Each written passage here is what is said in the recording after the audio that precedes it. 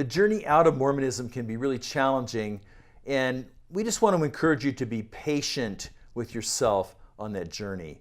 And so, Allison, what advice would you have to someone who's journeying out of Mormonism to help them be patient with themselves? I think remembering that and reminding yourself that this is a process. Yeah. And it's not going to be necessarily a fast process. Everybody's going to have a different time frame. Okay. And that can be daunting. That can be scary. Well, like, why isn't it moving along faster? You know, I might feel like, why isn't it moving along faster? Or how come I'm just replaying this issue, this problem over and over again? Right. I think too, people often compare or have expectations of what a timeline should be. Yeah.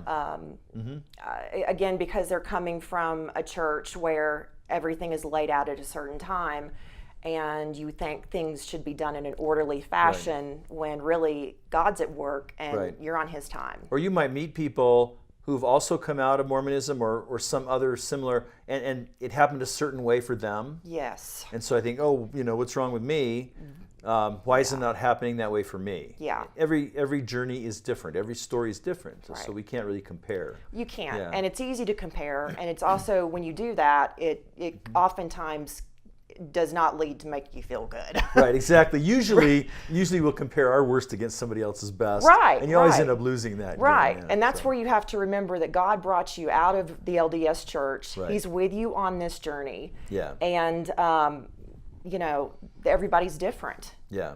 So, I know a lot of times we'll beat ourselves up over just a variety of things. Yeah. And so I think being patient with ourselves means maybe I stop doing that to myself. Mm-hmm. What are some of the ways that people do that? Do you think they beat themselves up a little bit? I think when they have realized, some of the ways is realizing that they've followed man's laws for so long and not God's. Mm-hmm. People can feel embarrassed about that, shameful, and they shouldn't. Yeah. That's common. Common feelings. Yeah, for sure. I know sometimes people have expressed to me, how could I have been so duped? Yeah. Yeah. How could I have been so foolish? Or they'll express regrets over money that they have poured into this religious system, or other kind of regrets that they wish. Or time. All the time doing temple work, or all the time doing whatever, all the things that are part of the culture. Yeah. And I personally don't think that, I think that's natural that they're going to feel regret, but God had them there for a reason. Yeah, that's helpful, so it's all perspective. I think it's all part of their process. Yeah, we'll come back to that in just a second too. I had a thought on that, but to me, one thing is helpful to be patient with myself. It's helpful for me to remember where I've come from. Yeah. That this is an abusive system in many ways. That this is an all-encompassing culture, and I can't expect maybe for things to just change overnight, because it's such a all-encompassing identity and experience. Mm-hmm. Especially if you were born and raised LDS. Yeah. And it's all you've ever known. It's all you know. As opposed to a convert. I mean, that's still difficult for converts, I'm sure, to But especially especially if you're born in a strongly LDS cultural setting, like in Utah or parts of the West. Mm-hmm. Yeah, that's all you've known. That's all you've known. Yeah, that's a good point.